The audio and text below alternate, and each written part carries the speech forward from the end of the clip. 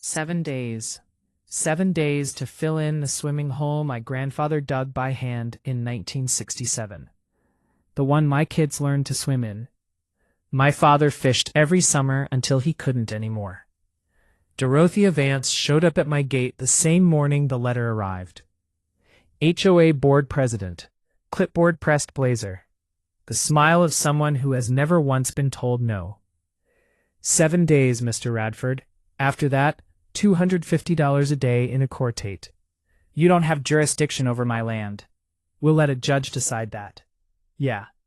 She turned around, got in her Audi, and drove back into the neighborhood she'd lived in for 4 years. I've been on this land for 58.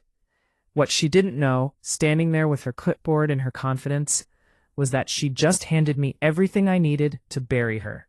What would you have done? Drop it in the comments. Where are you watching from? To understand why that swimming hole was worth fighting for, you have to understand the man who built it. Duster Radford bought 42 acres of scrub pine ridge in Clarkfield, Virginia in 1952. Nobody wanted that land. Too rocky, too remote, too much work.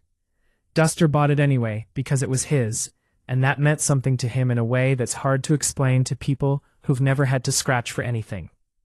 He dug the swimming hole in the summer of 1967, spring-fed depression about 60 feet wide, 8 feet deep at center. Did most of it by hand. The smell of turned limestone and wet clay hung over that part of the property for the rest of the summer.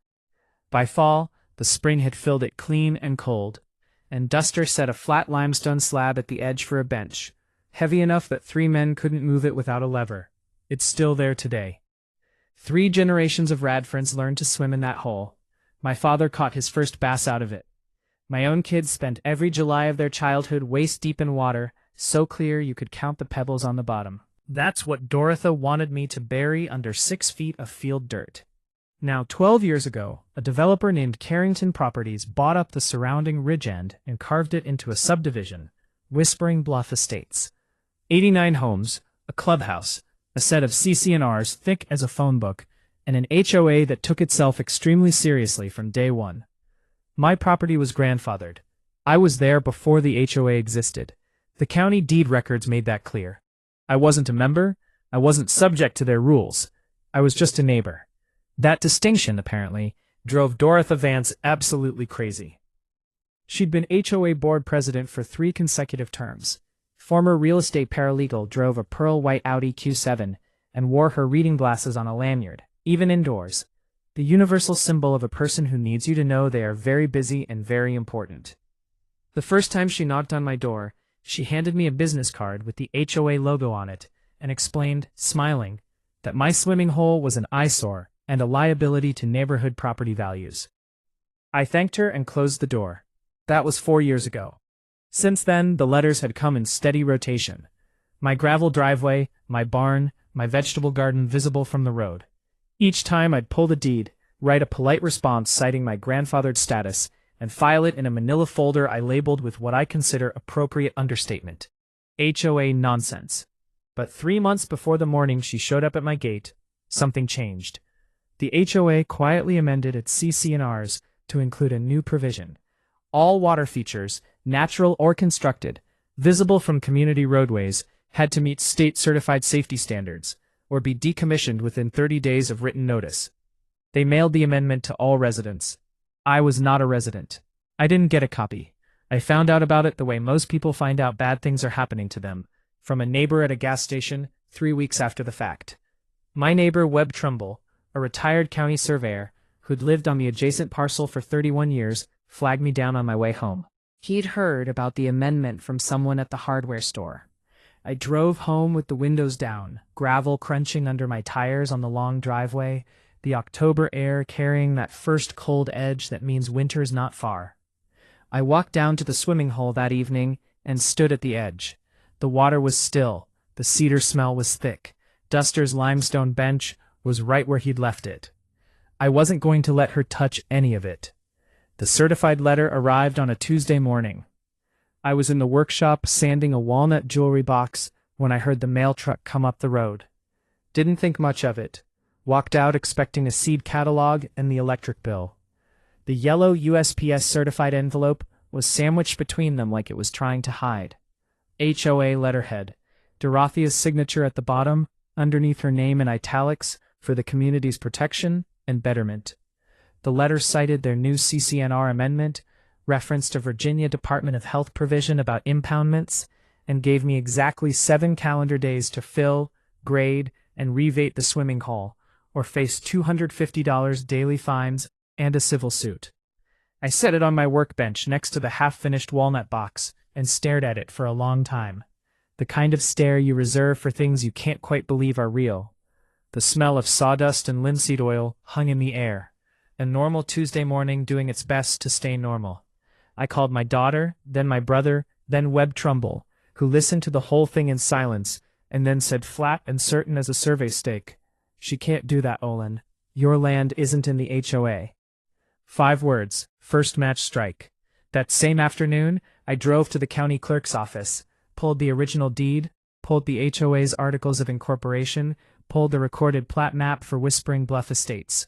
I spread everything across the reading table, and the county clerk, a quiet woman named Apprentice, watched me work through it with the expression of someone who has seen this exact situation before and already knows how it ends.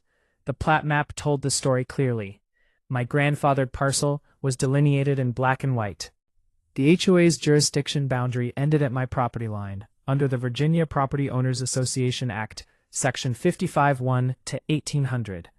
Authority is explicitly limited to lot owners within the recorded subdivision. I was not a lot owner within their subdivision.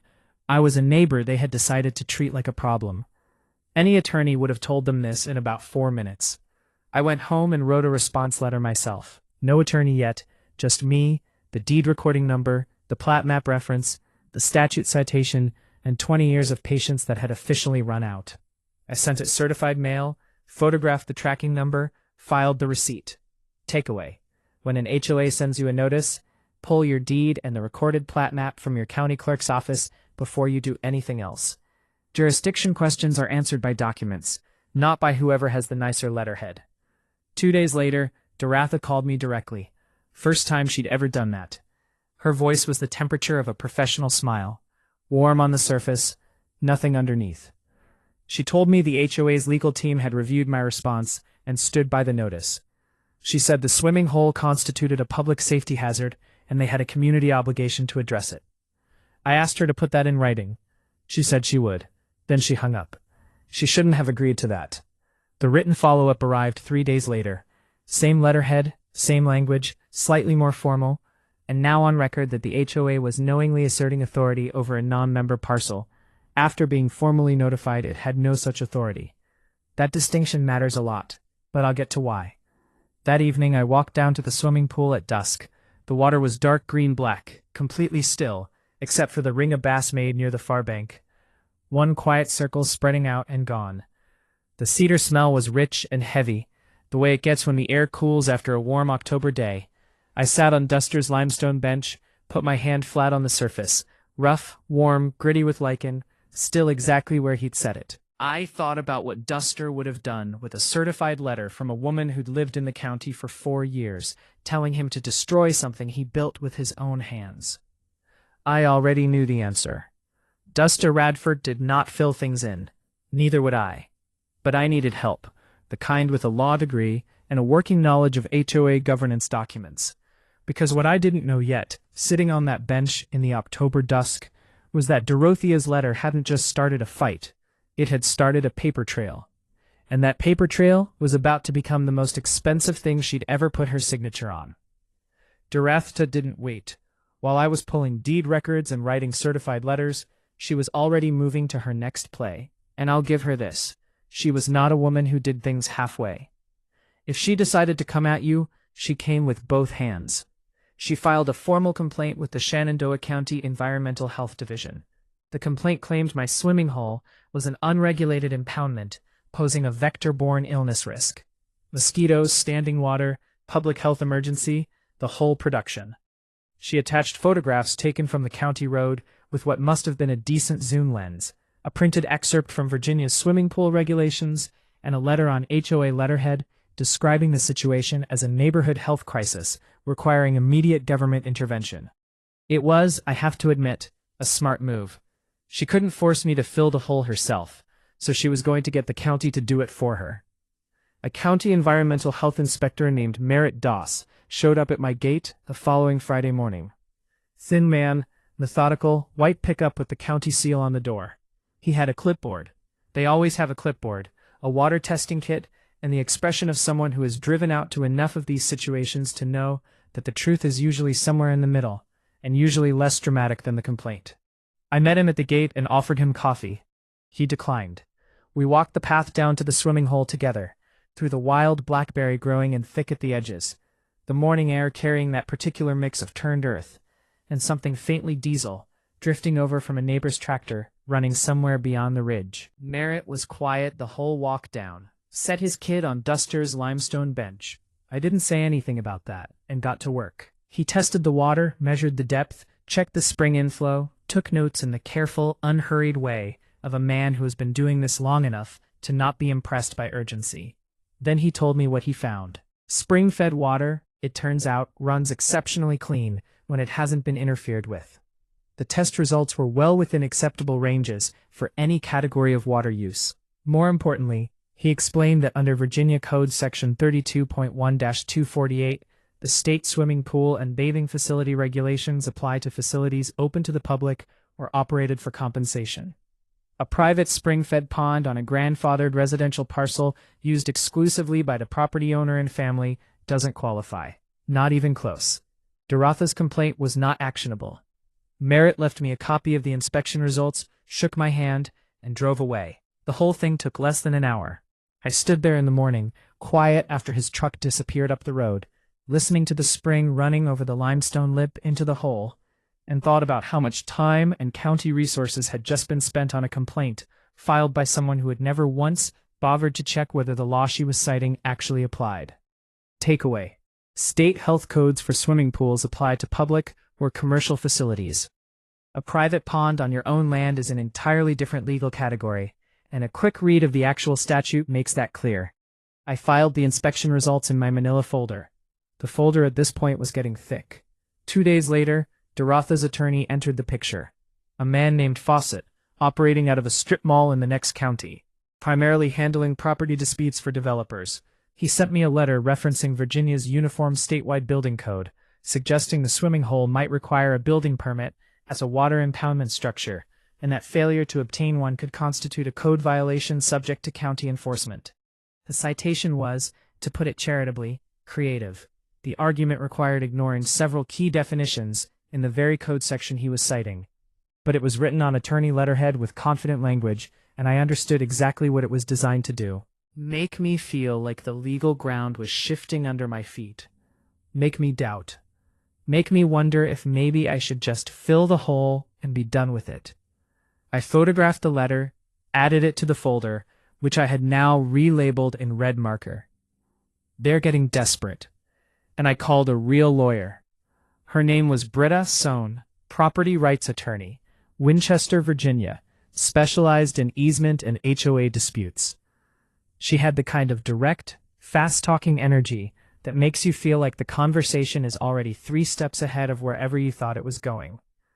I sent her the complete file, every letter, every certified mail receipt, the inspection results, Fawcett's creative building code citation, all of it. And she called me back the same afternoon. She didn't ease into it. They have no jurisdiction over your parcel. That's the first problem for them, not you. The second problem is that by sending you notices purporting to impose fines after you formally notified them of that fact, they've potentially committed tortious interference with your property rights. The third problem is the most interesting one. She paused. Their CCNR amendment, the one they used to justify this whole thing, was adopted without a proper membership vote. I pulled their recorded bylaws from the county this morning. The amendment required a 2/3 supermajority of all members. There is no record of that vote occurring, which means the amendment they've been threatening you with may be legally void. I sat with that for a second. So, they've been threatening me with a rule that doesn't legally exist. That's one way to put it, Britta said. Takeaway.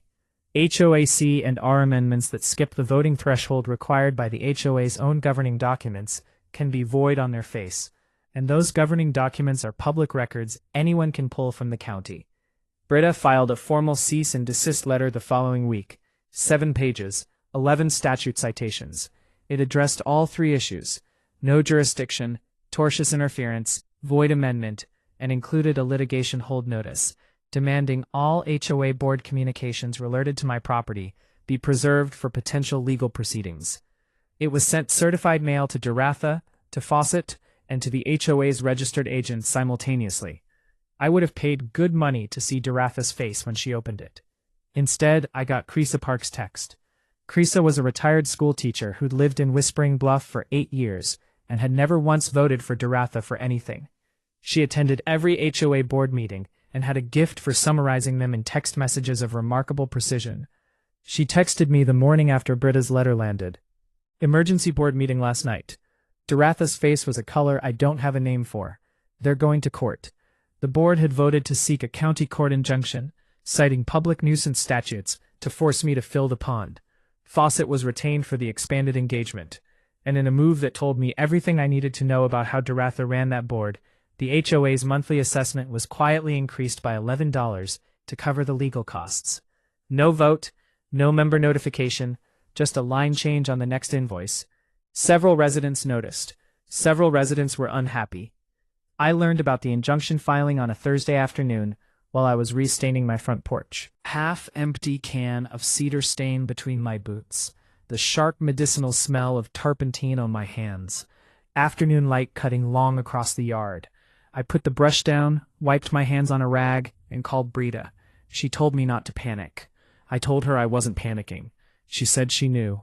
Then she said something that stuck. I've been waiting for exactly this because now they've put it in front of a judge, and judges read documents. That evening, while Britta began preparing the court response, my neighbor Webb Trumbull called. Webb was 81 years old, sharp as a finishing nail, and had spent 30 years as a county surveyor before retirement. He'd been quietly turning something over in his mind since I first told him about the situation, and he'd finally gone down to his basement to check. He kept 30 years of property surveys in a fireproof filing cabinet, organized by year, labeled by parcel, and buried in a 1961 survey of the Ridgeland. Predating the Whispering Bluff subdivision by 6 years, he'd found something nobody had thought to look for: a recorded drainage easement, running across the southwest corner of what was now the HOA's common area, directly through the natural drainage path that fed my swimming hole. Webb read me the easement language over the phone slowly, the way surveyors read legal descriptions, every word carrying weight. When he finished, I stood in my kitchen and didn't say anything for a moment. Then I got a new folder and a red marker. I wrote, "Oh, they really didn't know." A drainage easement from 1961 was interesting. What it pointed to was explosive. Britta ordered a full title search the morning after Webb's call, not just on my property, on the HOA's recorded common areas, the plat itself, and every instrument recorded against the Ridgeland going back to 1955. She used the title company out of Woodstock that she'd worked with for years. They were thorough and they were fast. And 4 days later, a package arrived at Britta's office that she called me about before she'd even finished reading it. "Olin," she said, "Carrington had a condition." When Carrington Properties got Whispering Bluff Estates approved by Shenandoah County in 2012, subdivision approval came with strings attached, the way it always does with large residential developments on Ridgeland with natural drainage. One of those strings was a drainage management agreement, recorded with the county as a condition of plat approval and still fully active. That agreement designated the natural spring and its drainage path, which ran directly through my swimming hole, as a protected natural drainage feature, under the county's stormwater management ordinance. Read that again. The county had approved the entire Whispering Bluff subdivision, partly on the basis that my swimming hole would continue to exist and function as a natural drainage element. It wasn't just my property. It was built into the county's stormwater infrastructure plan for that entire section of ridge, which meant that if I filled the swimming hole, if I did exactly what Duratha's letter demanded, the county's protected drainage feature would be obstructed. That would be a stormwater ordinance violation, committed by whoever caused the obstruction, which, per the demand letter, would be me acting under HOA coercion, potentially making the HOA liable for instigating a regulatory violation on a non-member's land that they had no authority over in the first place. Brita put it in one clean sentence. If you fill that pond because they told you to, and the drainage backs up, they may have just made themselves responsible for it. I sat with that at my kitchen table, the afternoon sun coming in sideways through the window, catching the dust in the air the way it does on quiet days when something large has just shifted. Outside, a pair of cedar waxwings were working through the wild cherry tree at the edge of the yard. Quick, efficient, completely unbothered, doing exactly what they were supposed to do. I thought about Dorotha standing at my gate with her clipboard and her 7-day deadline. I thought about Fawcett and his creative building code citations. I thought about the $11 assessment increase that nobody voted on. None of them had pulled the plat approval documents. None of them had looked at what conditions Carrington had agreed to when they built their subdivision around my land. They had built an entire legal campaign on top of a foundation they had never once checked. Here's what I now held. Proof the HOA had no jurisdiction. A cease and desist on file. A county inspection clearing the water. A 1961 drainage easement. A stormwater agreement actively protecting the feature they wanted destroyed. Evidence the CC&R amendment was void. A paper trail showing a baseless regulatory complaint, and a court date coming up fast. The trap wasn't set yet, but every piece was on the table. Before complying with any order to alter a natural feature on your land, request the subdivision's original plat approval documents from the county. Drainage conditions recorded at approval are legally binding, and often protect features the current HOA never knew existed. Brita and I met in person at her office in Winchester. Third floor walk-up, filing cabinets floor to ceiling.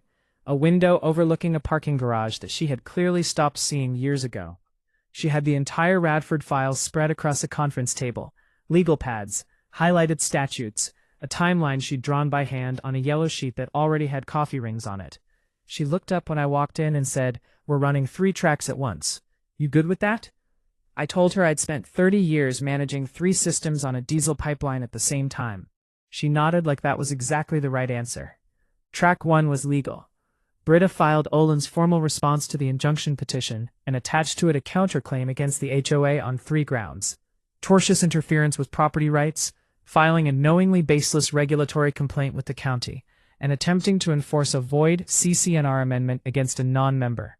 She also filed a formal request with the Shenandoah County Board of Supervisors, asking them to initiate a compliance review of the HOA's recorded drainage obligations under the stormwater agreement. This was the slow track. Courts move at their own pace, but every filing was a public record. Every document became part of a permanent file that anyone, a journalist, a real estate attorney, a prospective home buyer doing due diligence on Whispering Bluff Estates could pull and read. Takeaway: counterclaims and property disputes are public filings. They create a documented record that follows an HOA and can affect its ability to maintain community trust, secure financing, or defend future enforcement actions. Track 2 was regulatory. Following Brita's guidance, I contacted the Virginia Department of Environmental Quality, the DEEQ, and filed a formal written inquiry asking whether the county-recorded stormwater drainage agreement covering my property's natural spring constituted a protected natural feature under 9 VAC 25-870, Virginia's stormwater management regulations. This was not a complaint. It was a question, a polite, formally submitted written question that the DEEQ was required to respond to on the record. The response when it came would be a government document, stamped, dated, signed, and permanently on file. The kind of document that ends arguments. I mailed it on a Wednesday morning from the post office in town. The woman behind the counter asked if I wanted delivery confirmation. I said yes to everything available. Track 3 was the neighbors. Cressa Park had been doing quiet work, not organizing, just talking, the way retired teachers talk, which is to say clearly, calmly, and with the specific authority of someone who has spent decades making complicated things make sense to people who didn't think they could understand them. She'd identified the households with grievances. The Fennell family fined the previous spring for a vegetable garden visible from the road. Rawson Hicks, a retired firefighter whose disability access ramp had been cited as an unauthorized structural alteration. The Portillo family denied approval for a fence style that 3 other households on the same street already had over fences at the mailbox in the parking lot of the Kroger 3 meters down Route 7. Cressa was connecting dots. She wasn't asking anyone to do anything yet. She was just making sure they knew they weren't alone. Track 4 was physical, the survey. I hired Darnell Fitch, a licensed land surveyor out of Woodstock, to conduct a formal boundary survey of my entire parcel. Full documentation, official record, particular attention to the drainage easement corridor and the swimming holes positioned within it. Darnell showed up on a cold morning with his equipment case and 2 field assistants. They worked through the day, the theolite catching the pale November light on the ridge, the crunch of frozen grass under their boots as they moved from corner to corner.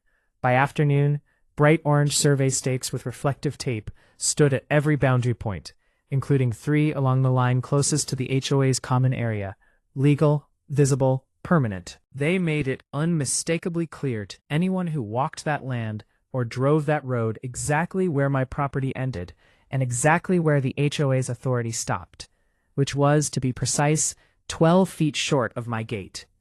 There was one more piece to the legal track, one I hadn't expected to be useful, but turned out to be maybe the most useful thing I did in the entire process. Under the Virginia Property Owners Association Act, Section 55.1-1815, HOAs are required to make their governing documents available to any person who requests them, including non-members who believe they're being affected by HOA actions. Brida formally requested the HOA's complete governance file, all meeting minutes, all amendment votes, all financial disclosures. Fawcett objected. Brida noted the objection in her next filing. Every move they made was becoming part of the record, and the record was almost ready. While we were building the case quietly and methodically, Doratha was getting nervous. And nervous people do one of 2 things. They back down or they double down. Doratha was not a backing down person. She started working the neighborhood narrative. At the next HOA meeting, which Cressa attended and summarized with her usual precision, Doratha presented my swimming hole as a breeding ground for mosquitoes, a drowning liability, and most creatively, a contributor to declining property appraisal metrics across the entire subdivision. She had charts, she had photographs, she had the particular energy of someone who has decided that the best defense is a louder offense. Then the flyer appeared. 1 page, a photograph of the swimming hole taken through a zoom lens from the county road. Bold text at the top, neighborhood safety concern. Below the photo, a paragraph about standing water, vector-borne illness, property values, and the HOA's responsible action in addressing the threat. No mention that the water had tested clean by the county's own inspector. No mention that the hole had existed for 57 years without incident. No mention of the counterclaim, the void amendment, or the stormwater agreement. A copy landed in my mailbox, not mailed to me, just slipped in by an unknown hand, which told me everything I needed to know about how confident Doratha actually was. I photographed it, sent it to Britta. She photographed it, and opened a new subfolder, Defamation Potential. She noted that the property value claim in the flyer was unsubstantiated and potentially actionable if I could demonstrate damage. She filed it away the way good attorneys file things, not to use today, but to have when the moment came. Takeaway: document everything an HOA sends or distributes about your property. Flyers, emails, meeting minutes. Unsubstantiated public claims about your land can have legal implications, but only if you have the paper trail to back them up. Then Fawcett tried something genuinely clever. Contacted my homeowner's insurance carrier directly, suggesting the swimming hole represented an uninsured liability the carrier should be aware of. The play was elegant in a snaky kind of way. Either my premiums go up and I become motivated to fill the hole to bring them back down, or the insurer pressures me to eliminate the liability themselves. Either way, Doratha gets what she wants without having to win in court. I got a routine inquiry letter from my carrier, a regional company I'd been with for 22 years, asking me to provide information about the water feature on my property. I forwarded it to Brita before I even set it down. She responded to the insurer directly, attached the county inspection results, attached the DEQ inquiry confirmation, attached a brief legal summary explaining the private use exemption under Virginia Code Section 32.1-248. The insurer reviewed the materials, classified the inquiry as resolved, and closed the file. The whole thing cost Fawcett 1 phone call and cost me 1 afternoon and produced nothing for either of them. But here's the thing about people who are losing. They don't always know it yet. Meanwhile, I filed a Freedom of Information Act request with Shenandoah County under the Virginia Freedom of Information Act, Section 2.2-3700. I requested all county communications related to the HOA's complaint against my property, all records of the HOA's stormwater drainage obligations, and all permits and conditions issued to Carrington Properties during the Whispering Bluff subdivision approval process. The county had 5 working days to respond. The response arrived in a box. That box sat on my kitchen table on a rainy Friday evening, coffee going cold at my elbow, yellow legal pad filling up with notes, rain ticking steady against the window glass. Outside, the path to the swimming hole was running with water, sheets of it coming off the limestone cap, filling the hole a little faster than usual. I could hear the spring from where I was sitting, that low, constant sound it makes when the water's running high. I kept reading, and somewhere in the middle of that box, between county planning emails and permit applications I hadn't expected to see, I found something that changed the shape of everything.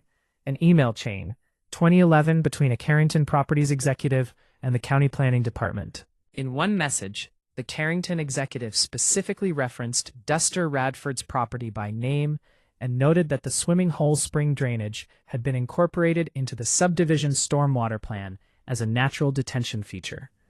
They built their subdivision around my grandfather's swimming hole. They told the county it would stay. Then they sold the lots, formed an HOA, and apparently forgot to mention any of that. I circled that paragraph 3 times in red pen. The court hearing was 5 weeks out. Doratha, from everything Creasa was reporting, had decided the outcome was already settled. At the next board meeting, she referred to the injunction as a formality, the Radford situation as nearly resolved, and the upcoming hearing as a matter of paperwork rather than genuine uncertainty. She said this apparently with complete confidence. She hadn't seen Britta's counterclaim file. She hadn't seen the Carrington email. She hadn't seen the DEEQ inquiry on record. Confidence built on incomplete information is just a longer way of spelling mistake. Then she showed up at my door on a Saturday morning, unannounced, casual clothes. A calculated choice from a woman who was never not calculating. She was carrying something wrapped in a dish towel that appeared to be a coffee cake, which is a remarkable escalation of social weaponry and one I genuinely did not anticipate. She proposed what she called a community solution. The HOA would pay me $8,500 to fill the swimming hole myself and release all claims against the board. She presented it as generosity. I thanked her for the coffee cake, which to be fair smelled like it had actual cardamom in it, and told her I'd be in touch. I called Britta the moment Doratha's Audi cleared the end of my driveway. An unsolicited settlement offer, made directly to a represented party, has procedural implications. Britta was interested. She noted the dollar figure. She noted the timing, 5 weeks before a court hearing. She added it to the file. Takeaway. If an HOA contacts you directly with a settlement offer, after you've retained legal representation, tell your attorney immediately. Direct contact with a represented party is a procedural violation, and the offer itself signals how worried they actually are. $8,500 was not nothing for an HOA the size of Whispering Bluff. That was real money coming out of a community assessment fund. You don't offer real money to someone you think you're going to beat in court. While Doratha was baking coffee cake and making offers, Creasa had been counting signatures. Under the HOA's own bylaws, a petition signed by 10% of the membership triggered a mandatory special meeting. 10% of 89 households was 9 signatures. Creasa had 7. The Fennells, Ross and Hicks, the Portillos, and 4 others who'd had enough of CC&R enforcement. It seemed to follow no consistent logic except proximity to whoever had crossed Doratha recently. Then Doratha made a phone call she should not have made. 3 of the 7 signatories received individual calls from her in the same week. Separate calls, same message, wrapped in different words each time, but identical in substance. Their pending requests before the Architectural Review Committee might be affected by their decision to sign the petition. Ross and Hicks, retired firefighter, front row HOA meeting regular, man with a decade-long dispute over a flagpole, recorded his call on his cell phone. He didn't know exactly why he did it.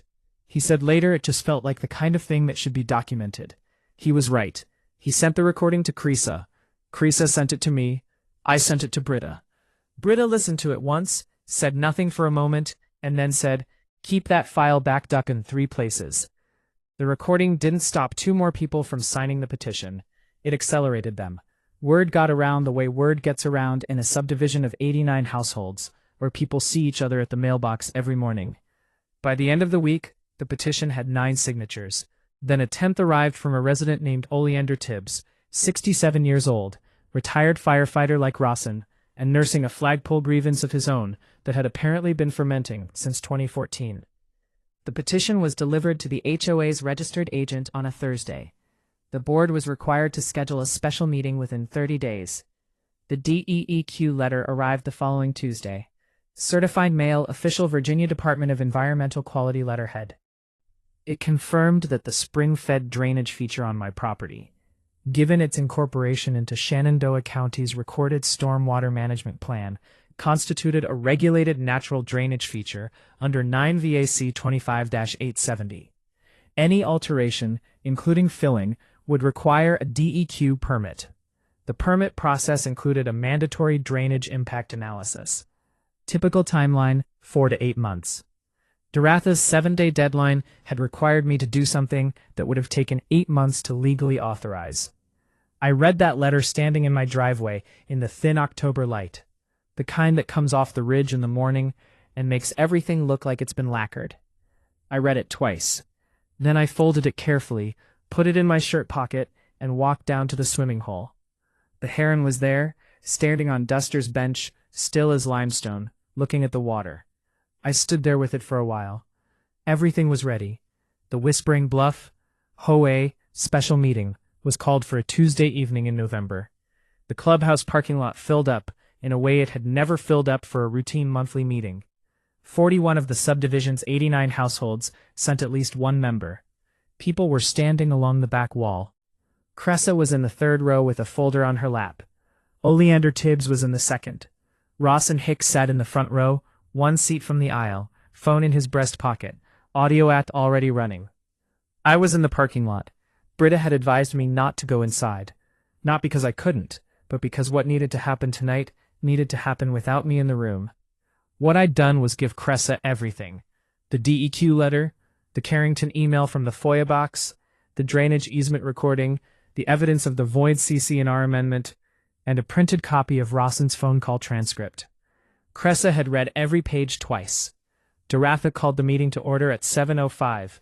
She read a prepared statement about responsible governance, community safety, and the board's ongoing efforts to protect property values. 41 people listened. She did not mention the counterclaim. She did not mention the DEQ letter. She did not mention that the CC&R amendment she'd used to justify the entire campaign had been adopted without a legal vote. During the open comment period, Cressa raised her hand. She was recognized. She stood up the way retired teachers stand up when they've decided to explain something completely without hurry, without performance, with the quiet authority of someone who has spent a career making complicated things make sense. She read the DEEQ letter aloud, the part about regulated natural drainage features and permit requirements. She held up the Carrington email from 2011 and read the passage about my grandfather's swimming hole being incorporated into the subdivision's stormwater plan. She stated clearly and without editorializing that the CC&R amendment the board had used to threaten a non-member landowner had been adopted without the 2/3 supermajority required by the HOA's own bylaws, making it legally void. She said all of this in the same calm tone she once used to explain long division to 11-year-olds. Then she sat down. The room was quiet for a moment, the specific quiet that happens when 41 people are processing the same information at the same time. Then the question started. Why had these documents never been shared with members? Why was the HOA spending community assessment money on a lawsuit against a property it had no jurisdiction over? Why had the monthly fee increased without a vote? 3 people asked variations of the same question in the first 5 minutes. Duratha attempted to manage it. These were complex legal matters. The board was acting in good faith. This wasn't the appropriate forum for detailed legal discussion. Then Ross and Hicks raised his hand. He was recognized.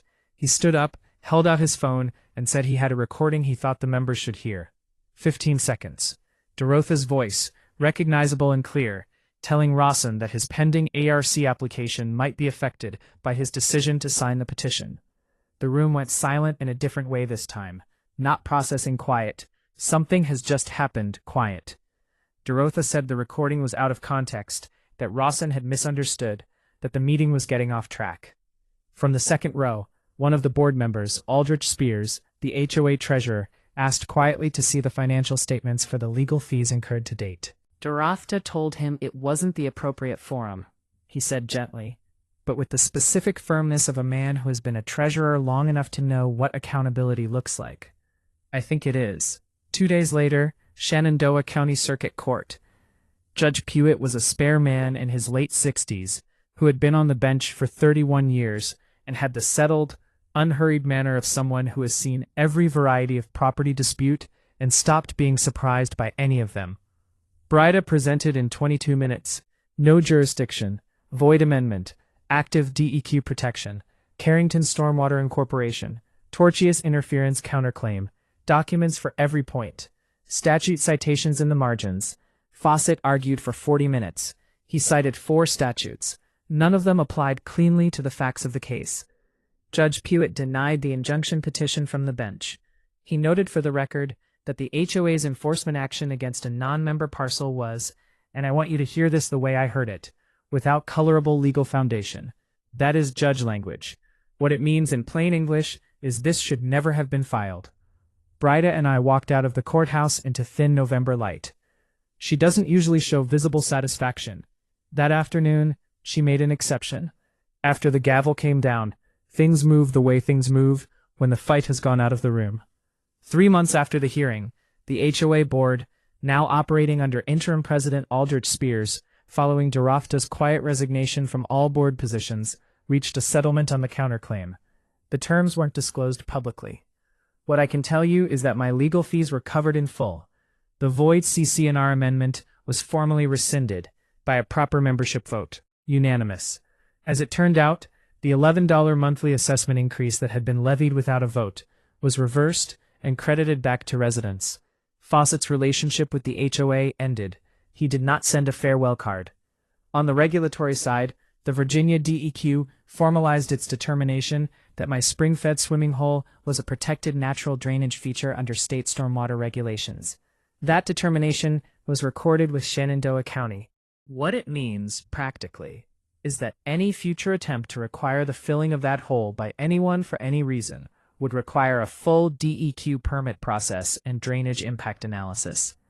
The swimming hole is, in the most official sense, available to the Commonwealth of Virginia, protected.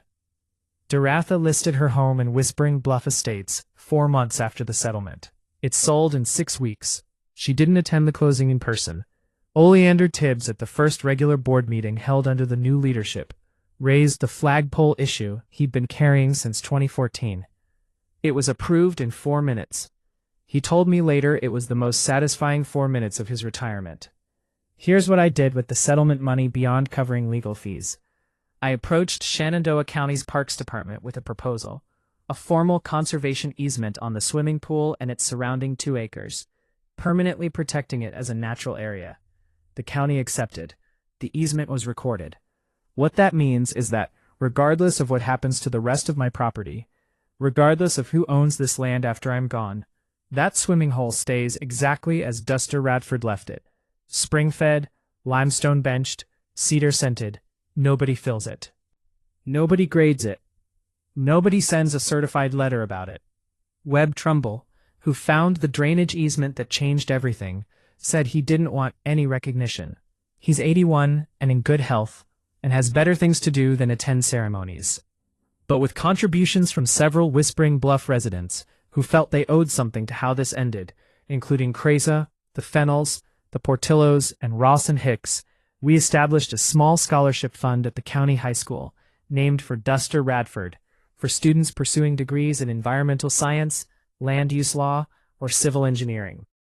The first recipient was a 17-year-old named Emtit Qualls, from 2 counties over, who wants to be a water resources engineer.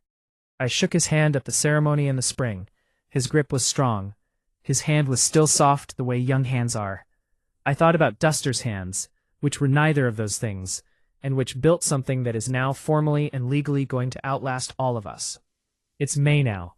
The water is the same dark green-black it has always been. A great blue heron has taken to standing on the limestone bench in the early mornings, completely still. In that absolute way, herons are still, which makes you feel like you're the one who is restless. I walk down the cedar path in the morning and stand there and watch it, and it doesn't leave. Then the spring runs cold and clean over the limestone lip, and 57 years of use have left no mark on the water at all. Duster knew what he was doing when he set that bench where he set it.